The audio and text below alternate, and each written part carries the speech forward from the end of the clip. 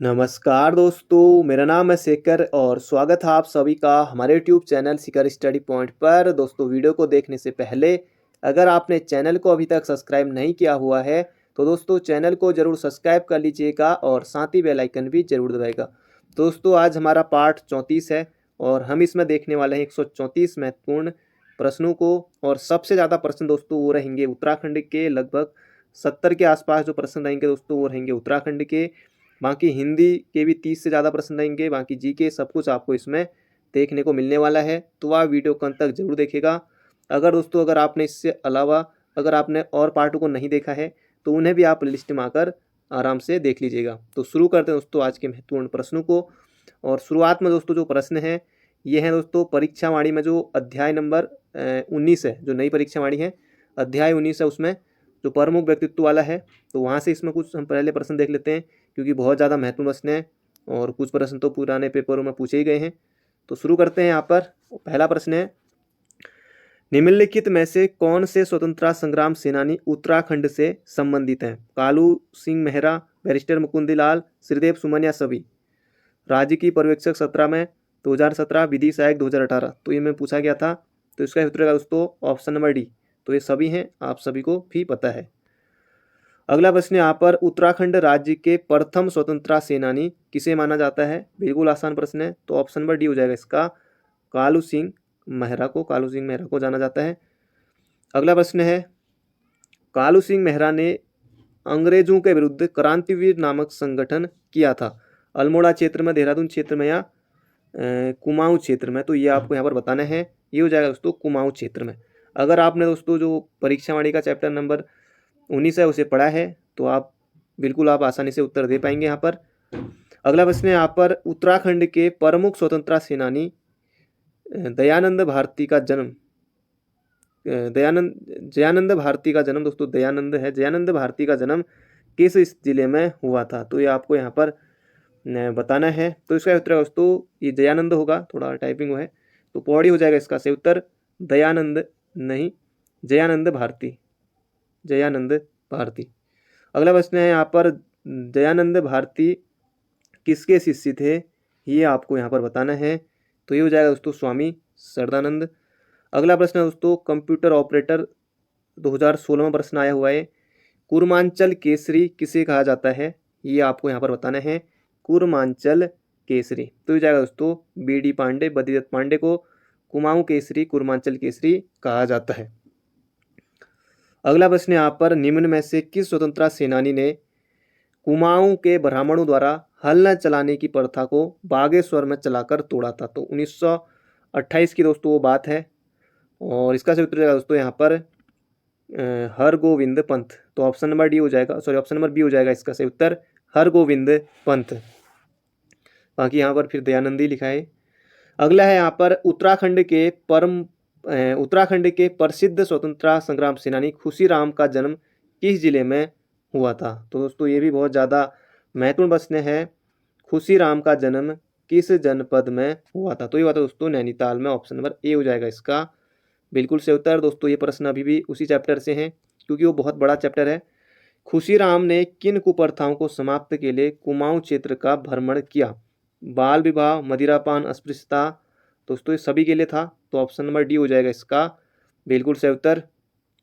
अगला प्रश्न यहाँ पर, प्रसिद्ध चित्रकार मौलाराम के चित्रों को कला जगत में प्रसिद्धि दिलाने का श्रेय जाता है? तो ये जाता है दोस्तों बैरिस्टर मुकुंदलाल।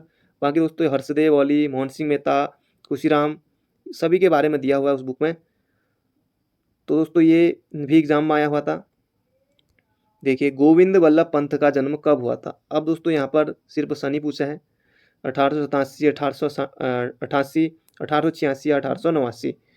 बाकी आपको डेट के साथ याद रखना है। तो अभी सितंबर में हुआ था पिछले महीने, तो 10 सितंबर 1887 को दोस्तों गोविंद वल्लभ पंत का जन्म हुआ था खूंट नामक ग्राम में, अल्मोड़ा में।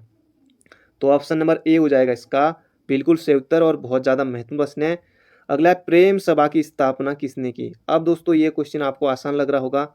अब किस एग्जाम में पूछा गया था 2017 में? समाज कल्याण अधिकारी। क्या गजब की जॉब है समाज कल्याण अधिकारी की। तो इसमें ये पूछा गया था प्रेम सभा की स्थापना दोस्तों ये हो जाएगा गोविंद वल्लभ पंत। और स्थापना कब हुई थी? सॉरी, हाँ ये आपको बताना है स्थापना, क्योंकि यहाँ पर दिया नहीं हुआ है। तो स्थापना कब हुई थी ये आपको चैट बॉक्स में बताना है। प्रेम सभा की स्थापना, हैप्पी क्लब की स्थापना 1903, प्रेम सभा की स्थापना आपको बताना है। अगला प्रश्न है दोस्तों, बहुत ज़्यादा महत्वपूर्ण प्रश्न है, श्रीदेव सुमन का जन्म कब और कहाँ हुआ था। अब दोस्तों टिहरी, अल्मोड़ा, चंपावत, टिहरी।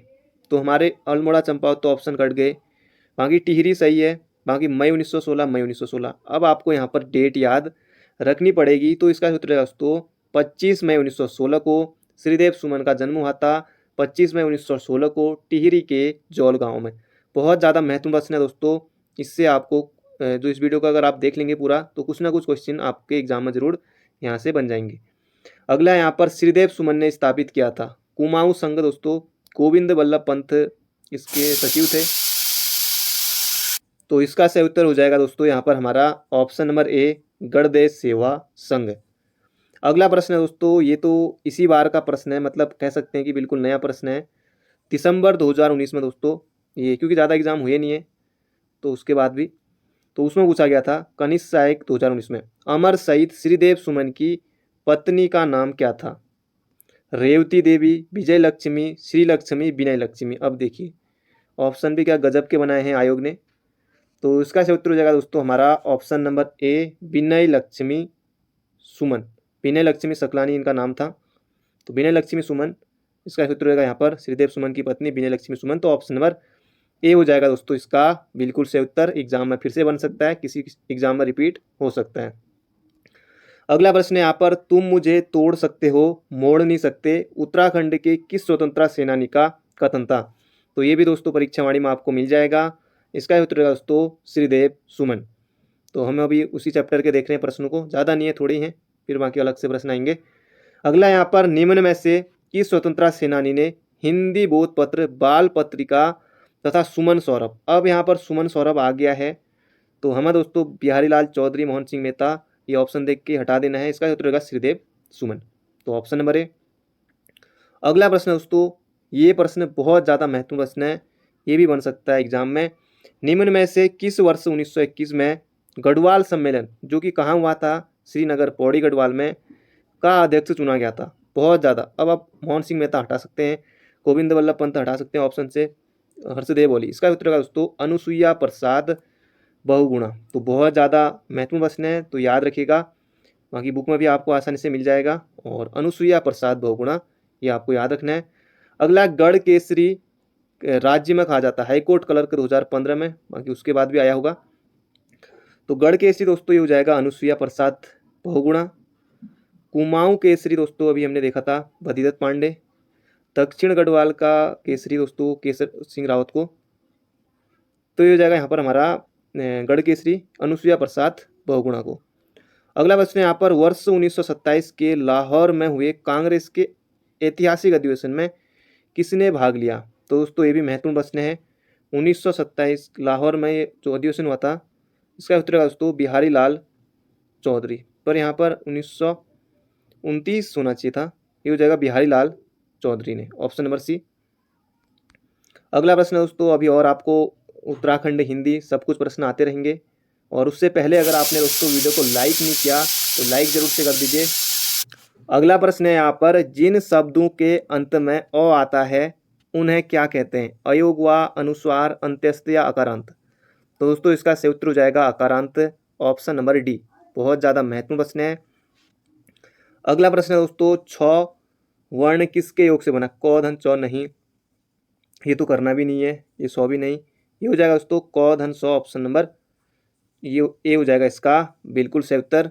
अगला प्रश्न यहाँ पर, हिंदी वर्णमाला में स्वरों की कुल संख्या कितनी है। अब दोस्तों जल्दीबाजी में आपको 10 या 11 टिक नहीं करना है, कुल संख्या पूछा है तो हम करेंगे 13।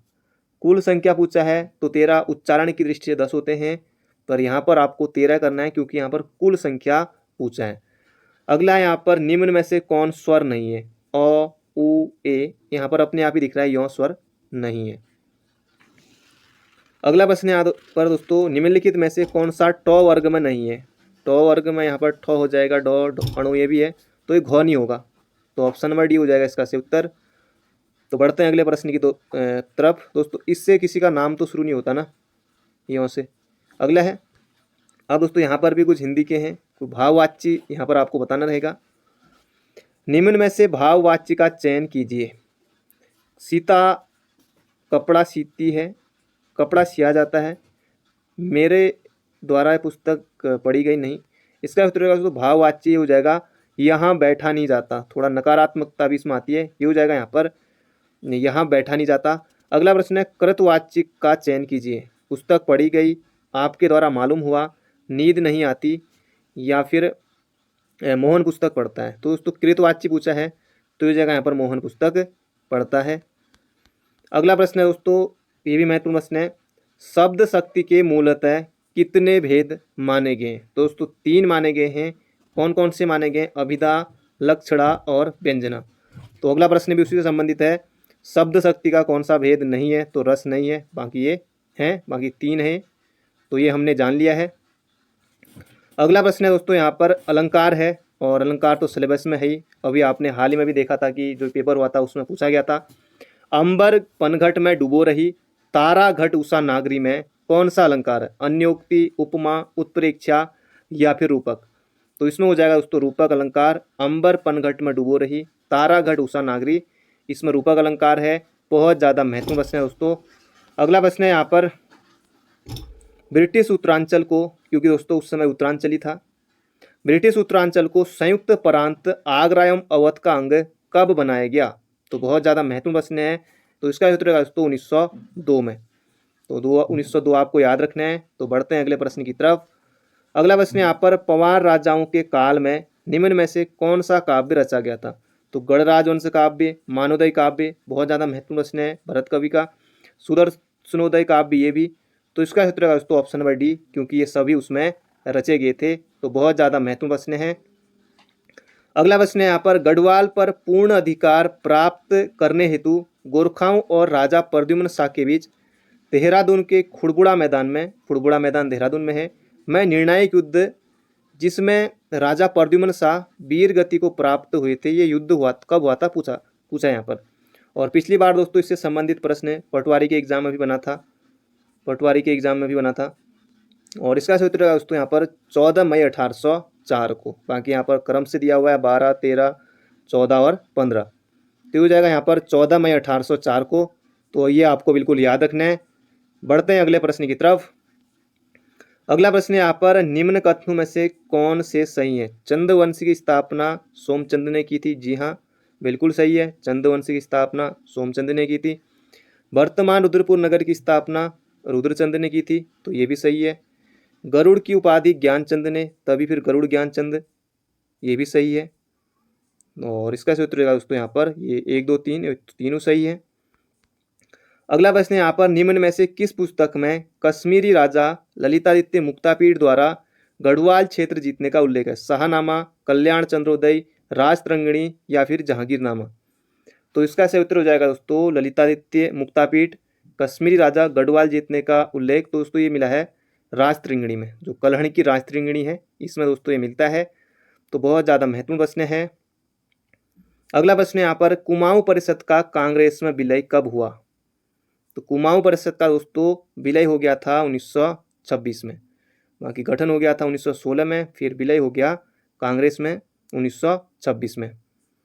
अगला प्रश्न यहाँ पर कुमाऊं में अल्मोड़ा कांग्रेस की स्थापना कब हुई, या फिर कुमाऊं कांग्रेस की स्थापना कब हुई? तो ये हुई थी दोस्तों 1912 में। वैसे कांग्रेस की स्थापना 28 दिसंबर 1885 को, 1815 बोलो। तो दोस्तों ये हो जाएगा यहाँ पर 1912 में। तो वैसे कांग्रेस की स्थापना 1885 में, 28 दिसंबर। अगला कोटा खर्रा आंदोलन किसके हित में था? दोस्तों ये था भूमिहीनों के हित में था, ऑप्शन नंबर सी। अगला प्रश्न है राजनीतिक जन जागरूकता हेतु अल्मोड़ा में डिबेटिंग क्लब की स्थापना कब की गई? दोस्तों बुद्धि बल्लभ पंथ का इसमें बहुत ज़्यादा महत्वपूर्ण योगदान रहा था। तो डिबेटिंग क्लब की स्थापना दोस्तों इसका क्षेत्र होगा 1870 में। तो ऑप्शन नंबर डी हो जाएगा इसका बिल्कुल सही उत्तर। अगला प्रश्न यहाँ पर चनौदा सोमेश्वर अल्मोड़ा में, चनौदा सोमेश्वर अल्मोड़ा में है, मैं शांतिलाल त्रिवेदी के प्रयास से गांधी आश्रम की स्थापना की गई। तो बहुत ज़्यादा महत्वपूर्ण प्रश्न है और इसका सूत्र दोस्तों 1937 में। तो ये आपको बिल्कुल याद रखना है। अगला प्रश्न है यहाँ पर, प्रसिद्ध पेशावर कांड कब हुआ जिसमें हवलदार वीर चंद्र सिंह गढ़वाली ने निहत्थे अफगान स्वतंत्रता सेनानियों पर गोली चलाने से इनकार कर दिया था? तो बहुत ज़्यादा महत्वपूर्ण प्रश्न है। तो ये हुआ था दोस्तों 1930 में, 23 अप्रैल 1930। तो ये आपको बिल्कुल याद रखना है। तो 1930 हो जाएगा इसका बिल्कुल सही उत्तर।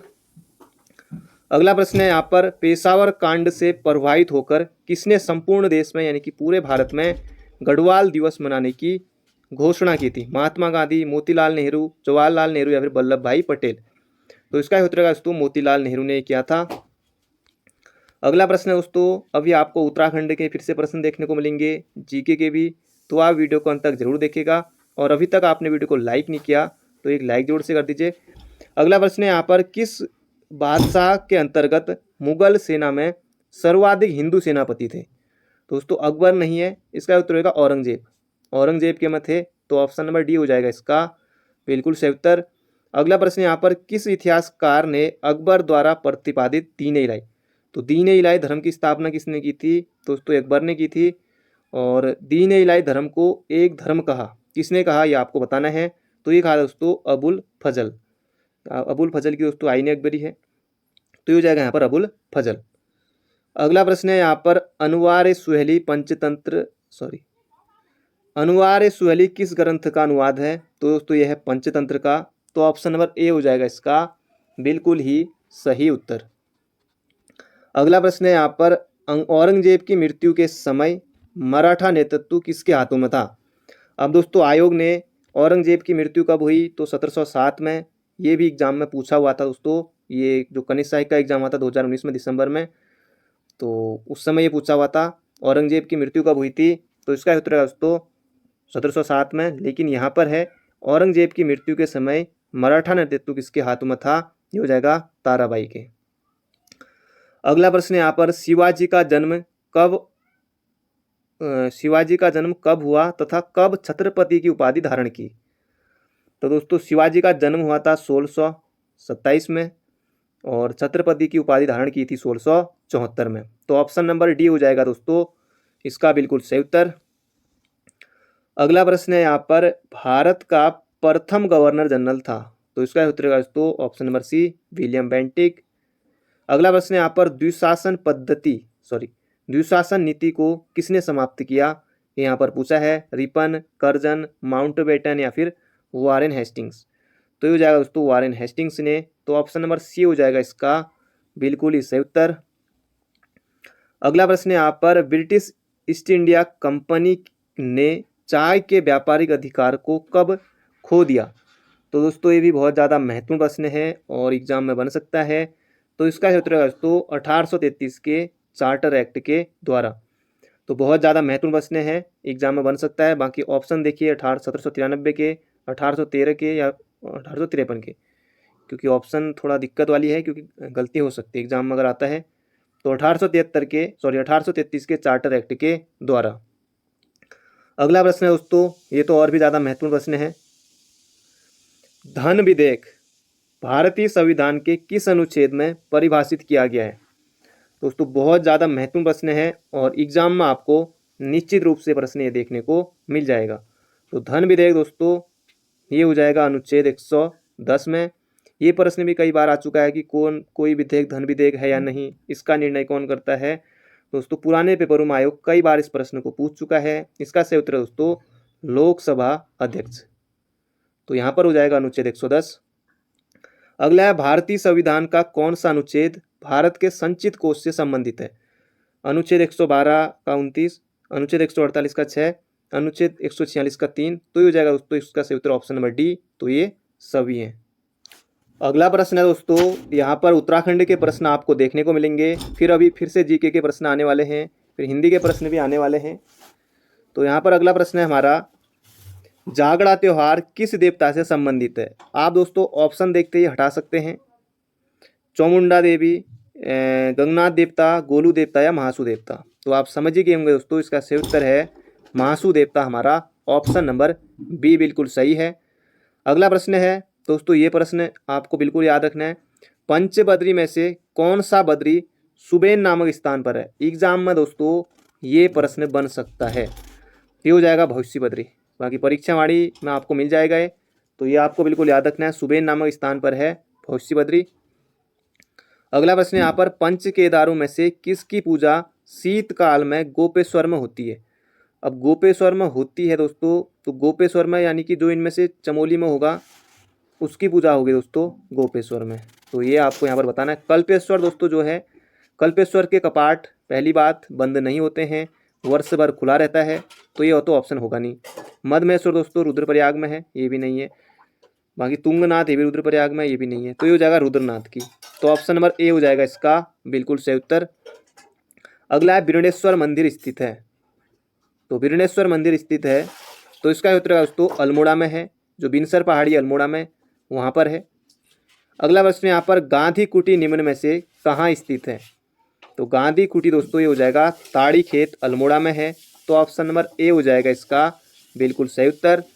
अगला प्रश्न दोस्तों प्रसिद्ध स्थल तालेश्वर, पवित्र तीर्थ स्थल तालेश्वर किस जनपद में स्थित है। पिथौरागढ़, अल्मोड़ा, नैनीताल या फिर रुद्रप्रयाग।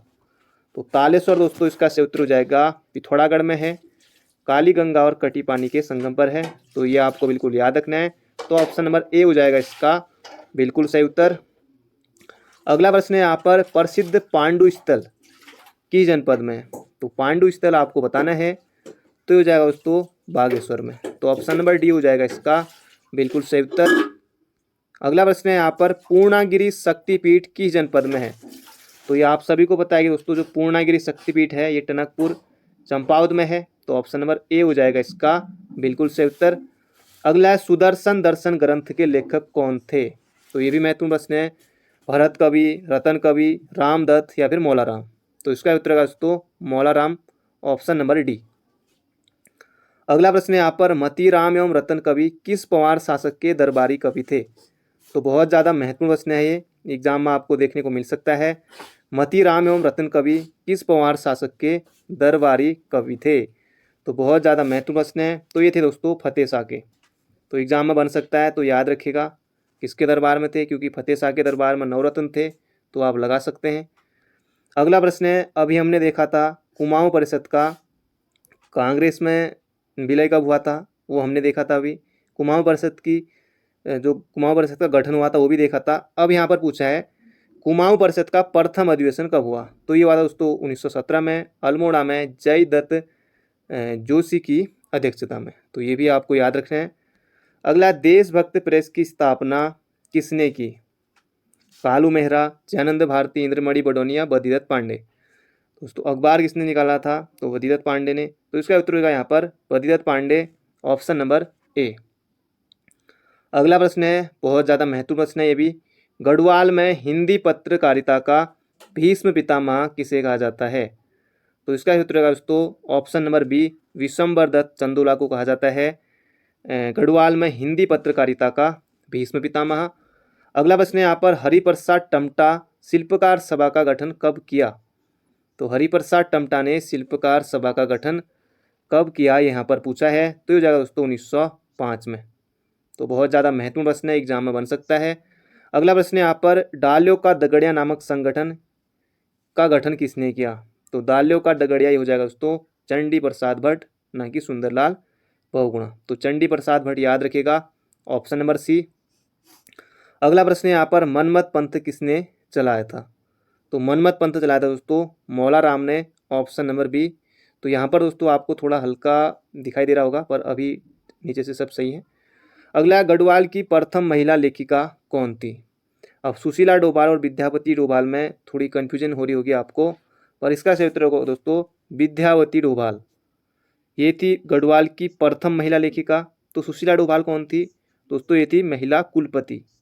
कुलपति यानी कि जो विश्वविद्यालयों की कुलपति होती हैं आप सभी जानते हैं। तो ये हो जाएगा यहाँ पर विद्यावती डोभाल, जो कि गढ़वाल की प्रथम महिला लेखिका। अगला शीतला खेत नामक स्थान कहाँ पर है। तो दोस्तों रानीखेत आपने सुना होगा, तो शीतला खेत भी अल्मोड़ा में ही है। तो ये जाएगा हमारा ऑप्शन नंबर ए। तो अभी दोस्तों यहाँ पर कुछ हिंदी के प्रश्न आ गए हैं, बाकी अभी उत्तराखंड फिर से आएंगे, जीके भी अभी यानी बाकी है। तो वीडियो को अंत तक जरूर देखेगा। अगला प्रश्न है यहाँ पर, वाक्य में जब क्रिया का संबंध भाव से हो तो कौन सा वाच्य होता है? तो क्रिया का संबंध भाव से हो तो सिंपल सी बात है, भाववाच्य। ऑप्शन नंबर बी आप आसानी से कर सकते हैं। अगला प्रश्न है यहाँ पर, राम ने कहा कि मैं कल नहीं आऊँगा। वाक्य में मैं कल नहीं आऊँगा क्या है? प्रधान उपवाक्य या फिर आश्रित उपवाक्य? दोस्तों ये प्रधान तो नहीं है, ये है आश्रित उपवाक्य, क्योंकि मैं कल नहीं आऊँगा तो आश्रित उपवाक्य है। अगला प्रश्न है यहाँ पर, निम्नलिखित वाक्यों में कौन सा मिश्रित वाक्य है? तो इनमें से आपको बताने हैं दोस्तों। एग्जाम में भी दोस्तों ऐसे प्रश्न बनते हैं, बिल्कुल लेवल के प्रश्न हैं। तो मिश्रित वाक्य हमें पहचानना है। परिश्रमी छात्र अवश्य सफल होंगे, बिल्कुल सही बात है। जो भी दोस्तों जो ये मौका भुना लेगा, इतनी सारी वैकेंसी हैं तो निश्चित रूप से कहीं ना कहीं चयन जरूर हो जाएगा। तो बाकी कई अभ्यर्थी दोस्तों ऐसे होंगे, आप भी देखना, आप ही में से बहुत सारे ऐसे होंगे जो एक ही साथ कई जगह भी अभी अपना सिलेक्शन ले लेंगे। तो ऐसे भी कई हैं, कईयों का अभी पहले हुआ है, बाकी अभी कई इन एग्ज़ामों के लिए लगे हुए हैं। तो कई ऐसे भी होते हैं, कई बेचारे ऐसे होंगे जो तैयारी को अभी सही से नहीं कर रहे होंगे या कुछ मतलब रह जाएंगे। ऐसा भी नहीं है कि इतनी सारी पोस्ट है सभी निकल जाएंगे, ऐसा भी नहीं है। तो पहला प्रश्न है यहाँ पर, परिश्रमी छात्र अवश्य सफल होंगे। तो दोस्तों ये तो सिंपल सा वाक्य है, साधारण ये भी नहीं होगा।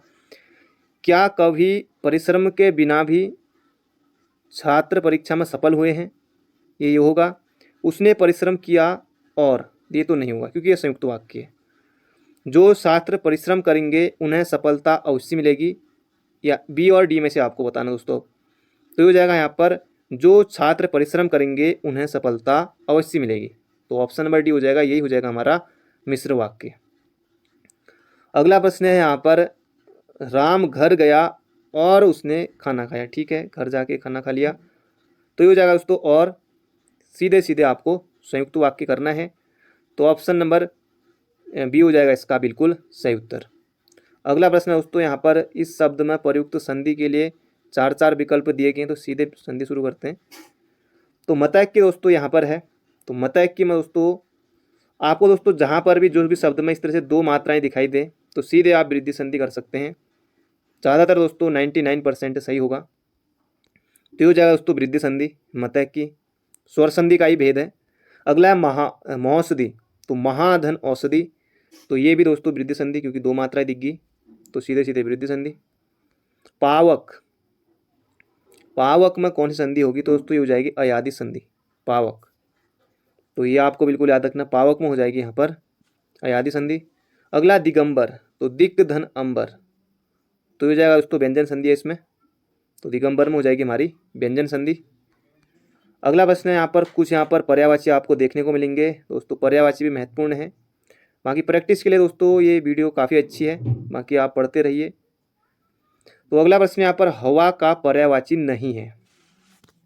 ध्वज, वायु, बयार, समीर। तो समीर तो है, वायु भी है, बयार जैसी बहे, बयार कुछ इस तरह का है ये।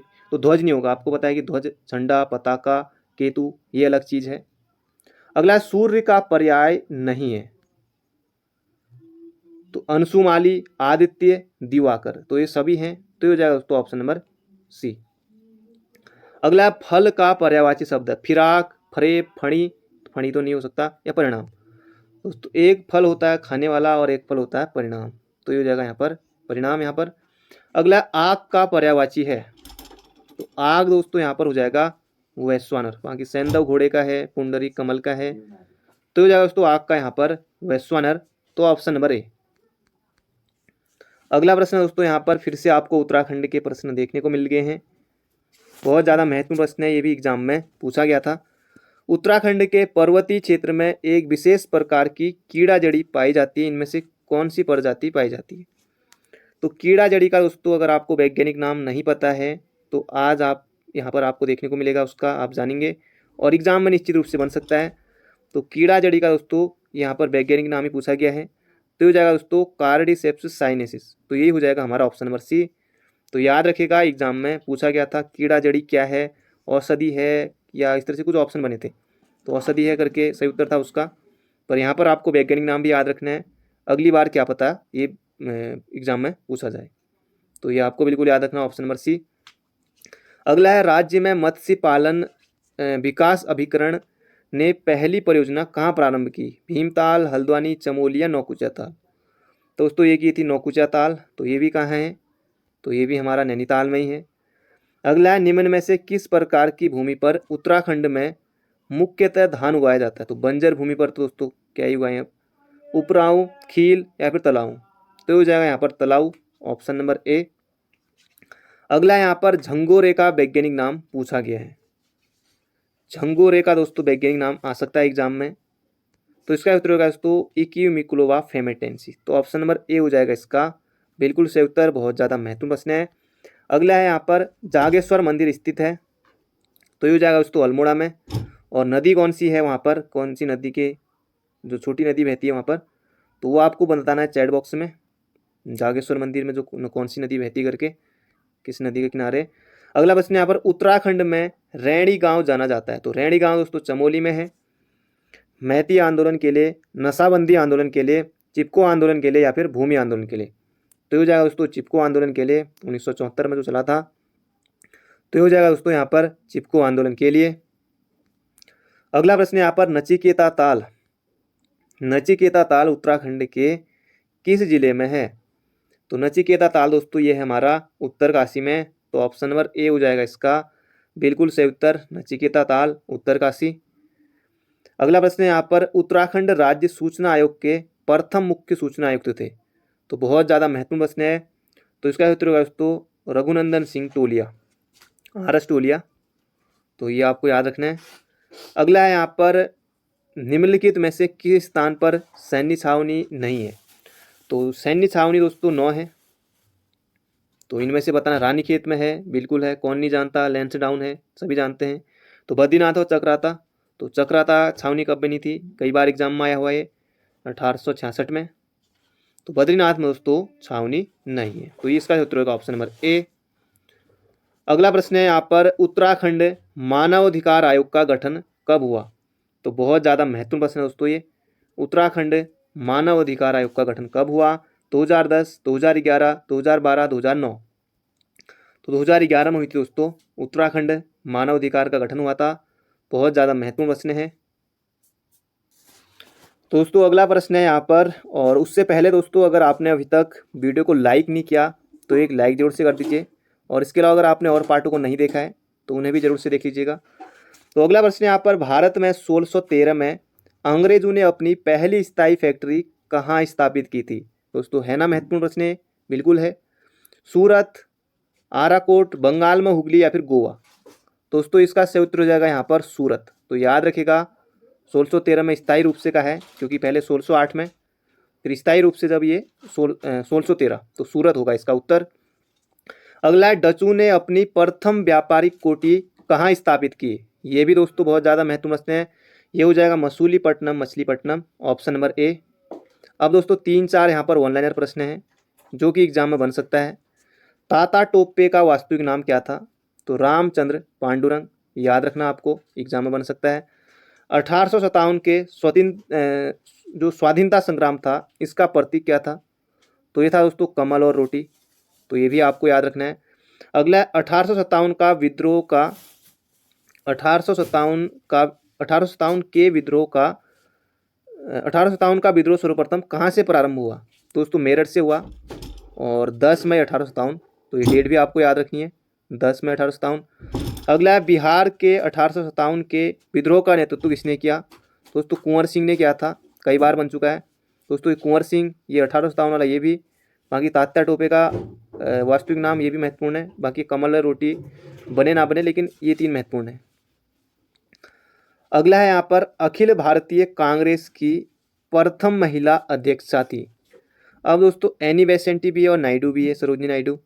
पर यहाँ पर प्रथम पूछा है, ना कि भारतीय पूछा है। तो भारतीय पूछा होता तो हम सरोजनी नायडू कर सकते थे, बिल्कुल करते। पर यहाँ पर इसका सूत्र दोस्तों एनी बेसेंट। कब बनी थी?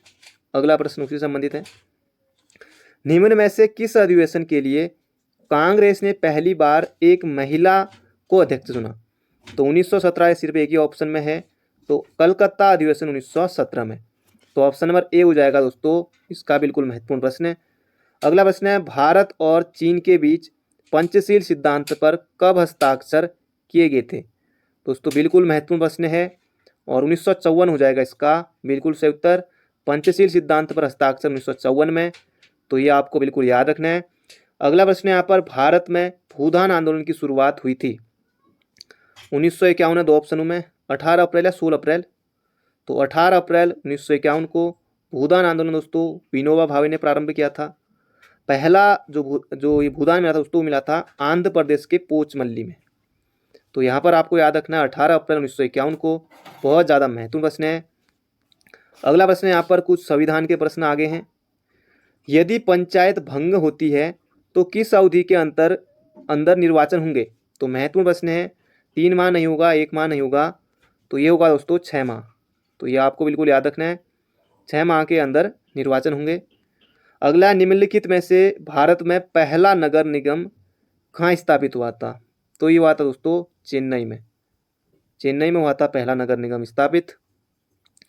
अगला प्रश्न है यहाँ पर, लोकतंत्र विकास के लिए पंचायती राज संस्थाओं के पुनर्जीवन पर एलएम संघवी समिति को कब नियुक्त किया गया? बाकी इसको छोड़िए, सिर्फ इतना याद रखिए कि एमएल सिंघवी समिति का गठन कब हुआ था? 1985 या 86 में टक्कर है, तो ये हो जाएगा दोस्तों 1986 में। तो ऑप्शन नंबर ये हो जाएगा इसका बिल्कुल सही उत्तर, एमएल सिंघवी समिति 1986 में। अगला प्रश्न है यहाँ पर, अगला प्रश्न है दोस्तों यहाँ पर, 1957 में किस समिति ने भारत में त्रिस्तरीय पंचायती राज की सर्वप्रथम सिफारिश की थी? तो ये हो जाएगा दोस्तों यहाँ पर बलवंत राय मेहता समिति 1957 आया है, अशोक मेहता समिति 1977। तो ये भी आपको याद रखना है। अगला यहाँ पर, भारत में नियोजित आर्थिक विकास का शुभारंभ कब हुआ? तो ये भी महत्वपूर्ण प्रश्न है, तो इसका उत्तर होगा दोस्तों 1951 में, ऑप्शन नंबर डी। अगला है, निम्न में से किस अर्थशास्त्री ने विकासशील देशों के लिए रोलिंग प्लान की अवधारणा का सर्वप्रथम समर्थन किया? तो इसका उत्तर हो जाएगा यहाँ पर गुन्नार मिंडल। तो रोलिंग प्लान, गुन्नार मिंडल, बहुत ज़्यादा महत्वपूर्ण प्रश्न है, याद रखिएगा। अगला प्रश्न यहाँ पर, देशांतरों की संख्या कितनी है? तो देशांतरों की संख्या दोस्तों ऑप्शन नंबर डी हो जाएगा 360, बन सकता है एग्जाम में। अगला, विषुवत रेखा के समांतर कल्पित रेखाएं क्या कहलाती हैं? अक्षांश रेखाएं, ग्रीनविच रेखाएं, मध्याह्न रेखाएं या देशांतर रेखाएं? तो हो जाएगा दोस्तों अक्षांश रेखाएं, ऑप्शन नंबर ए। अगला प्रश्न यहाँ पर, प्रधान मध्याह्न रेखा किस देश से होकर गुजरती है? तो ग्रीनलैंड नहीं होगा, ये होगा ग्रीनविच, ऑप्शन नंबर ए हो जाएगा इसका बिल्कुल सही उत्तर। अगला प्रश्न यहाँ पर, निम्न में से कौन सी जलधारा दक्षिणी गोलार्ध में बहती है? तो दक्षिणी गोलार्ध में दोस्तों जो बहती है ये हो जाएगा हम्बोल्ट धारा। तो ऑप्शन नंबर सी हो जाएगा इसका बिल्कुल सही उत्तर, दक्षिणी गोलार्ध में बहती है हम्बोल्ट धारा। अगला, गल्फ स्ट्रीम धारा की उत्पत्ति होती है? तो दोस्तों हडसन की खाड़ी नहीं है, इसका उत्तर है मैक्सिको की खाड़ी। तो गल्फ स्ट्रीम धारा की उत्पत्ति मैक्सिको की खाड़ी में, ऑप्शन नंबर बी। अगला है, केंद्र सरकार द्वारा नई वन नीति की घोषणा किस वर्ष की गई?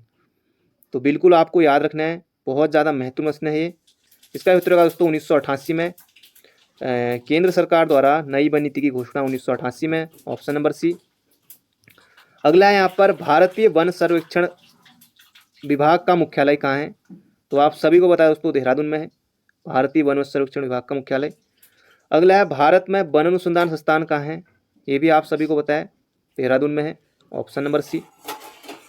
अगला प्रश्न दोस्तों, ये प्रश्न भी आयोग ने कई बार पूछा हुआ है, राष्ट्रीय पर्यावरण शोध संस्थान यानी कि नीरी है, नीरी का मुख्यालय कहाँ है? तो नीरी का मुख्यालय दोस्तों ये है नागपुर में। तो ऑप्शन नंबर बी हो जाएगा इसका बिल्कुल सही उत्तर, बहुत ज़्यादा महत्वपूर्ण प्रश्न है। अगला है, निम्नलिखित में से कौन सा अभ्यारण्य जंगली हाथियों के लिए प्रसिद्ध है? मानस, बांदीपुर, चंद्रप्रभा या पेरियार?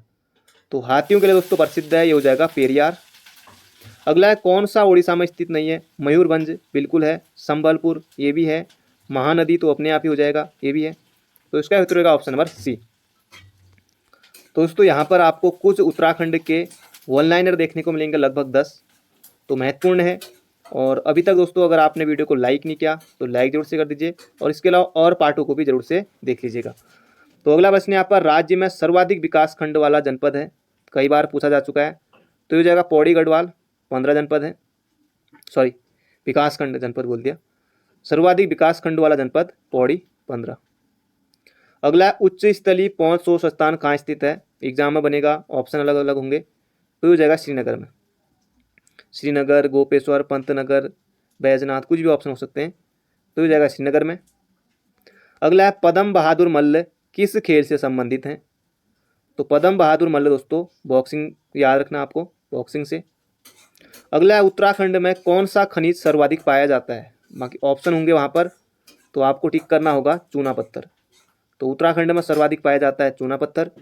अगला है उत्तराखंड आंदोलन में पौड़ी क्रांति, अगस्त क्रांति कब घटित हुई थी। तो 8 अगस्त 1994 को, ऑप्शन नंबर, कोई नहीं आदत है, तो ये हो जाएगा यहाँ पर 8 अगस्त 1994 को। अगला है जौलजेबी मेला 1914 किसके द्वारा शुरू किया गया। तो जौलजेबी मेला दोस्तों 1914 में शुरू हुआ था। तो ये हो जाएगा गजेंद्र बहादुर पाल के द्वारा या गजेंद्र बहादुर सिंह के द्वारा शुरू किया गया था। काली और गोरी नदी के संगम पर होता है। अगला है उत्तराखंड नहीं, अल्मोड़ा में झंडा सत्याग्रह का नेतृत्व किसने किया। तो इसका उत्तर है दोस्तों मोहन जोशी ने। तो ये आपको याद रखना है। अगला है भारत छोड़ो आंदोलन 1942 के समय कुमाऊं कमिश्नर कौन था। बहुत ज़्यादा महत्वपूर्ण प्रश्न है। ये हो जाएगा सर एक्टन थे उस समय। अगला प्रश्न यहाँ पर राज्य का पहला वाईफाई जिला कौन सा है। तो दोस्तों ये नैनीताल है, नैनीताल, क्योंकि आपको पता है कि नैनीताल में पर्यटक भी बहुत आते हैं। भारत छोड़ो आंदोलन ये हो गया था सर एक्टन। अगला है यहाँ पर उत्तराखंड राज्य में action plan of climate change कब लागू हुआ। दोस्तों पूरी डेट के साथ यहाँ पर है। तो ये इसका उत्तर होगा 20 जून 2016 को राज्य में action plan of climate change है। तो बहुत ज़्यादा महत्वपूर्ण प्रश्न है। अगला प्रश्न है उत्तराखंड में देश का पहला किसान आयोग बनाए जाने की घोषणा हुई। तो बहुत ज़्यादा महत्वपूर्ण प्रश्न है। इसका उत्तर होगा दोस्तों 9 अक्टूबर 2016 को। तो याद रखेगा किसान आयोग का गठन 2016 में हुआ था, 9 अक्टूबर 2016।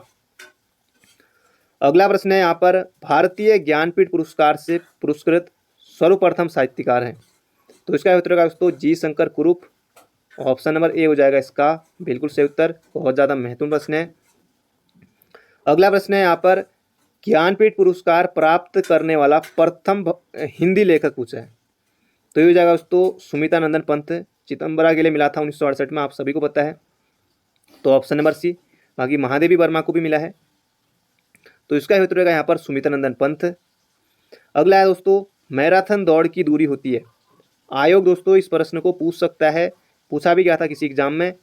बाकी बहुत से आप में से कुछ होंगे जिन्होंने मैराथन में भी दौड़ा होगा या जो भी रेस होती हैं। तो मैराथन दौड़ की दूरी होती है, ये आपको बताना है फिर 22 मील, 26 मील, 24 मील या 26 मील 585 गज या फिर 26 मील 385 गज। तो टक्कर इन दोनों में है, 26-26 वाले में। तो ये हो जाएगा यहाँ पर 26 मील 385 गज। तो याद रखेगा एग्जाम में बन सकता है। मैराथन दौड़ की दूरी होती है वैसे तो 42 किलोमीटर, लेकिन यहाँ मील में पूछा हुआ है, तो 26 मील 385 गज। अगला क्वेश्चन है भूटान का राष्ट्रीय खेल है बैडमिंटन, बास्केटबॉल, फुटबॉल या तीरंदाजी। तो भूटान का दोस्तों राष्ट्रीय खेल है ये है तीरंदाजी। तो दोस्तों ये थे आज के हमारे 134 महत्वपूर्ण प्रश्न। बाकी कल को एक प्रश्न और बढ़ जाएगा 135। दोस्तों अगर आपने अभी तक वीडियो को लाइक नहीं किया तो एक लाइक जरूर से कर लीजिए, और अगर आपने और पार्टों को नहीं देखा है तो उन्हें भी जरूर से देख लीजिएगा। तो मिलते हैं बहुत जल्दी एक नई वीडियो में। Thank you friend, thank you so much.